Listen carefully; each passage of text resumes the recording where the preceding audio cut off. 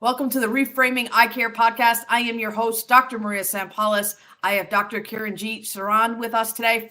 She has a sublease in Costco's in New Jersey, and I wanted to spotlight her today because she's a remarkable OD in the corporate OD community, and I felt like it would be great to get her story out and inspire some of the listeners of this podcast. So, welcome to the podcast.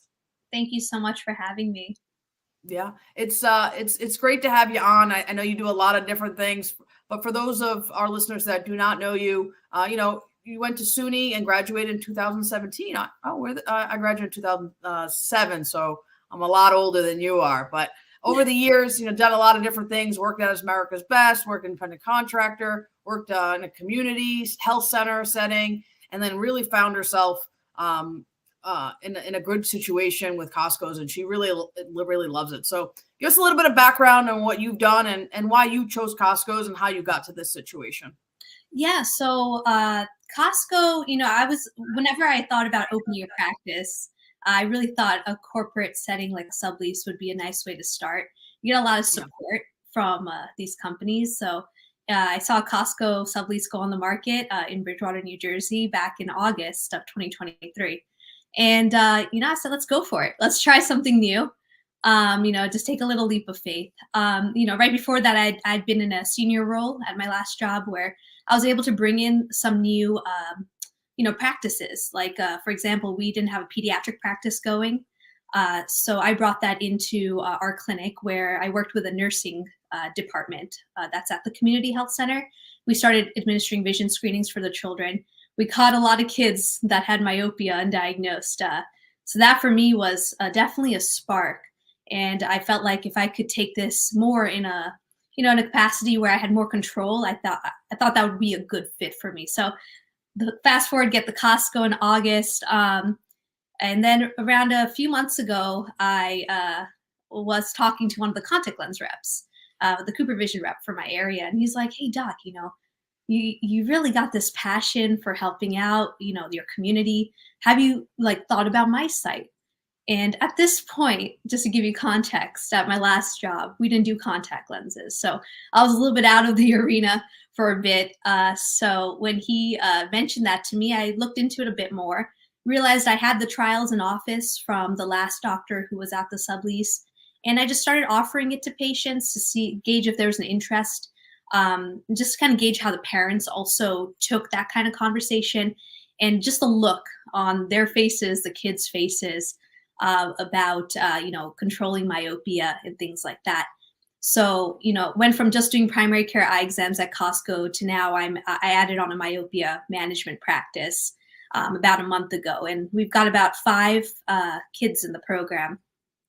And we got some part-time doctors and techs. So trying to just do the best I can with the sublease that I have to make the most impact in my area. No, of course. And we see a lot of diverse patients in corporate optometry. And you have all the technology to start for primary care, but to add specialty, you can. Have you incorporated any other technology for myopia management? I know you just started, but I know one of the myths in corporate optometry in the industry is that we just refract, and right. We have a bunch of great doctors on the podcast that have done a lot. But what technology for this specialty care did you incorporate? Great question. The great thing is at first to start off, you don't need much, but as you start getting the practice going, which it didn't take too long for me, I started looking into a topographer so that way I could bring in orthokeratology as part of what I offered for myopia management. And looking into that as well, I realized axial length would be a good thing to have as well. And lo and behold, there's a TopCon Maya, which is one of the only devices that has both the topographer, the optical biometer, and it has mybography on it, pupillometry on it. So it's a good all-in-one kind of machine, especially for your myopia management practice. Kind of keep an eye on the atropine patients, any kids in my site or Ortho-K. It's able to give trend analysis of the axial length, a myopia risk profile as well. I just got the machine, so about a week ago, got installed this week. So I'm still working with TopCon. I'm also working with AccuView Ability, that rep who does the Ortho-K lens, just to kind of figure out the best way to implement this into the workflow.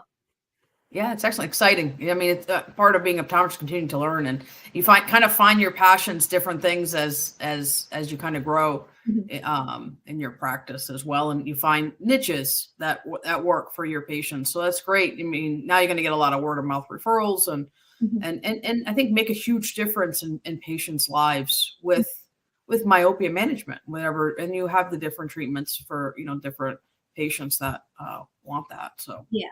Yeah, and I think it's good to know that, especially, we don't need to run from it just because we don't have a topographer, right? I mean, having that conversation in the exam room, I think, is crucial for every single parent and child. They walk in like expecting one thing, just the refraction, the glasses, the contacts, but then they leave just having this wealth of knowledge. And maybe, maybe they didn't need to do the program, or maybe they decided to hold off, or one of those.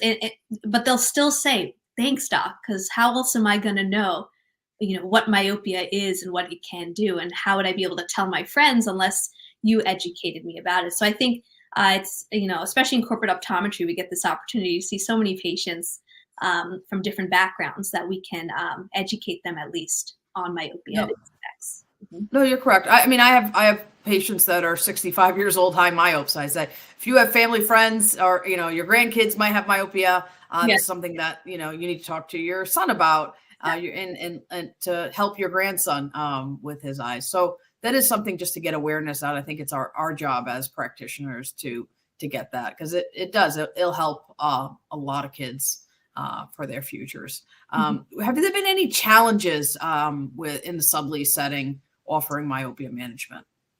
Oh yeah, definitely. I mean, one is definitely space. I think I've got one exam room.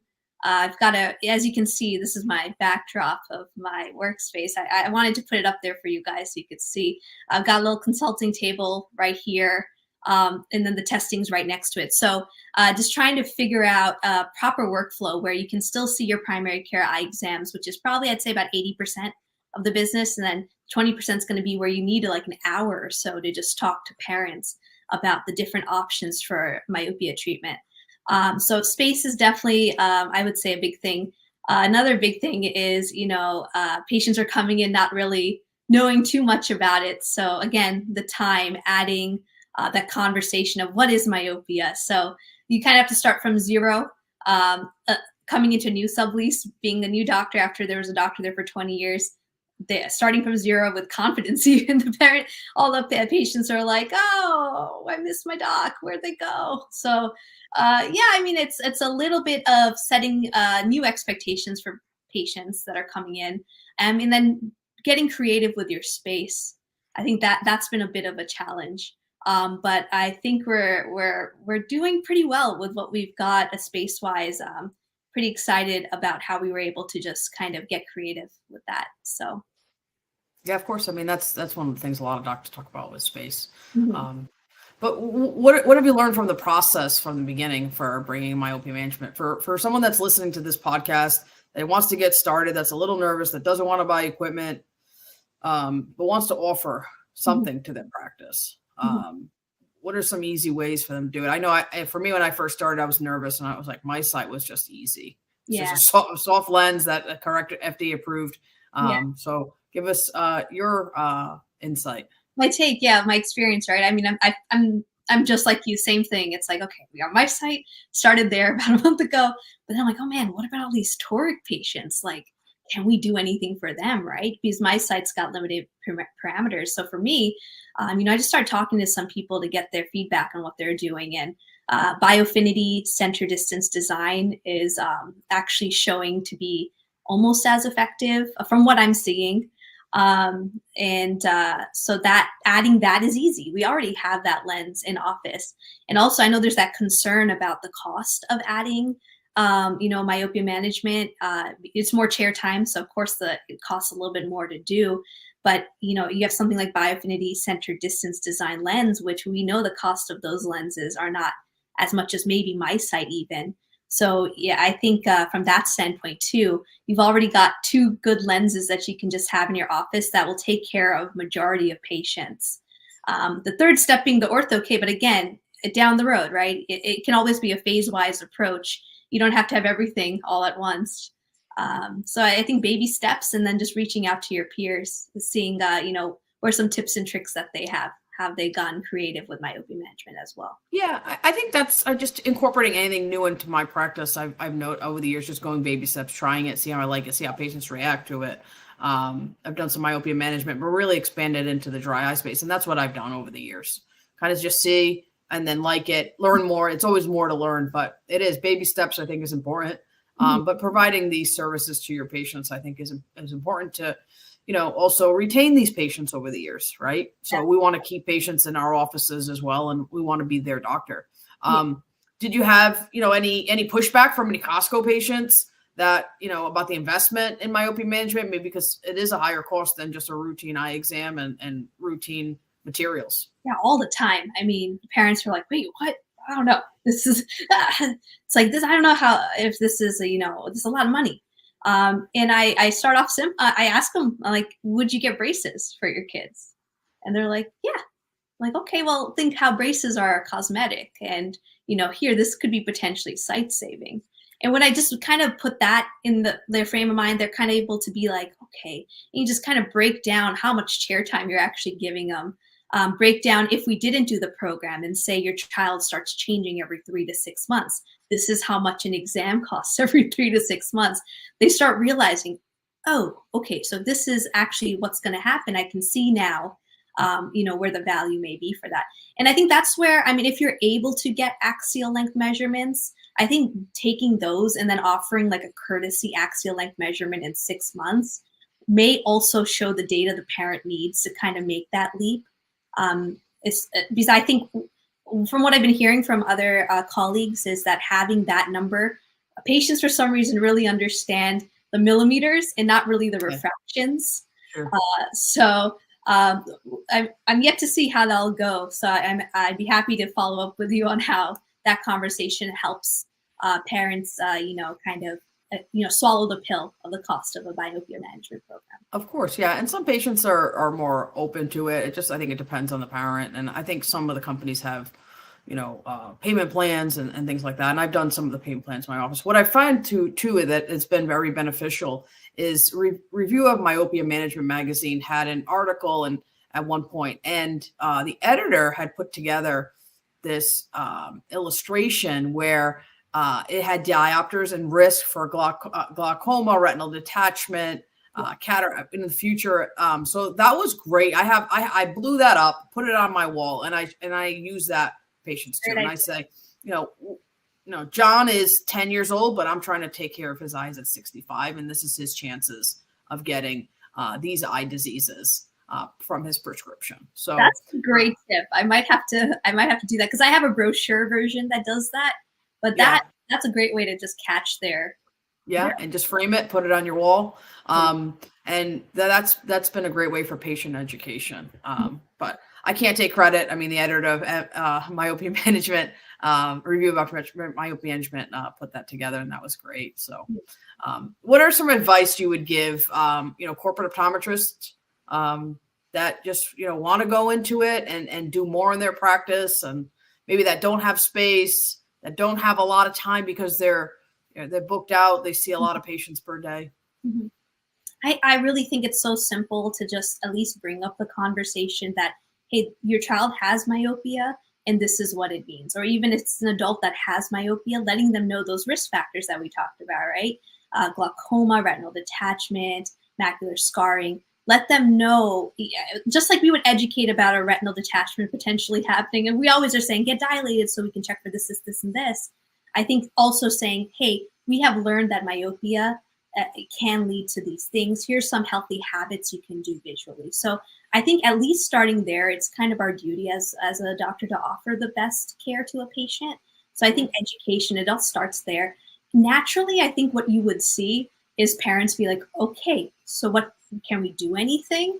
And then I would just kind of gauge how many people in your practice are like, oh yeah, I want that.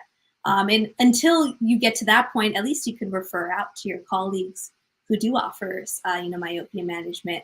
I think if we all work together on this, we'd be making a much greater impact. I saw a statistic somewhere that, it's I think 10 to 17% of eye doctors overall are offering any myopia management at all. So so I mean, there's no competition in that sense. So I think if we helped each other out initially and eventually we all just start offering it, there are more than enough kids that need this. And most parents aren't coming in with their kids expecting it. So there's you're giving an opportunity you're given an opportunity to change a kid's life. No, that's right. I mean, and it's our duty, right? And optometrists don't refer to optometrists, unfortunately, and I think that needs to change. I mean, that's something that we kind of keep with. Hey, my friend's a specialist in scleral lenses. You need to see this person. I don't do dry eye. I need you to see this person. I think that's important. And the same thing with myopia management. I think it's just best care for patients. Yeah. Because if patients find out, and now we have Dr. Google, and you didn't present the option or you didn't send them, then I think they would be upset. They're going to leave anyways, right? So just to give them that insight. Yeah, I have a story for you. I had a 16-year-old kid who came in, and he was like a -7, already had a retinal hole. And I'm sitting with the dad talking to him about myopia management, what we can try to do. He's a little older, but still, I think it's worth trying because the parents were very eager to have some sort of control over it. And just the look on dad's face when he's like, why didn't anyone else ever mention this to me? And I told him at the end of the day, and we're all providing good care. No one is coming into the exam room thinking that, they're doing anything wrong. And I think we're getting to a point now where it's being offered just a lot more, and we just need to keep encouraging that amongst ourselves.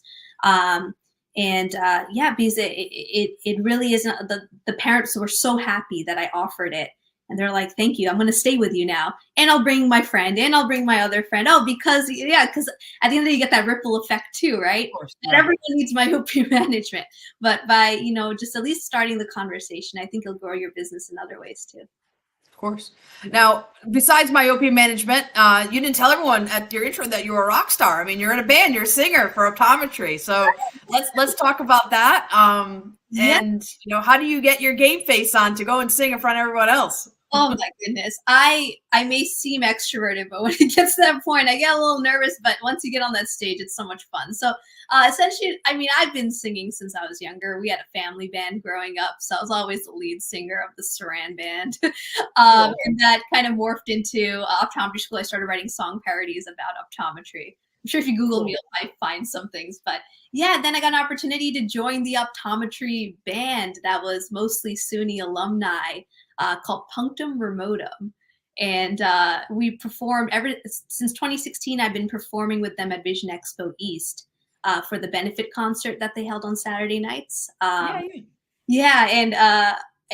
I mean, it's a wild opportunity. I mean, that's where the Rolling Stones hung out, right? So I mean, when you have opportunities like that, you don't worry about being nervous. You just kind of get on stage and you go for it. And I really love singing. I know it's moving to Orlando next year, Vision Expo. So still planning on going forward with that for a long time, as long as I can. Do you tell your patients you're in a rock band for optometry? It's hard. It's pretty cool. I guess. Yeah. I mean, playing your songs in the waiting room. You think I'm a rock star? Here, let me tell you. Here's my song list. This is right. Yeah. So, thank you so much for coming on the podcast, sharing your story, helping inspire other corporate ODs and even regular optometrists to do myopia management and the tips and tricks. I mean, it's great to hear, from someone that's just starting, because it gives a sense of motivation for doctors to want to do more. So, usually we hear from experts and it seems like it's more complicated than what it needs to be for our practices. Yeah. And I think if we've got to get vulnerable and just kind of help each other, I'm here for anyone everyone reach out to me. Rhea, feel free to give out my information. You can just give it out right now. You can just give to your email. Yeah. So Lumos Eye Care LLC @gmail.com. That's my direct email for the business. I'm more than happy to help. There's plenty of space for all of us, and anything I can do to help you get started, more than happy to help. I love it. Thank you so much for coming on the podcast and helping elevate optometrists. And thank you for having me.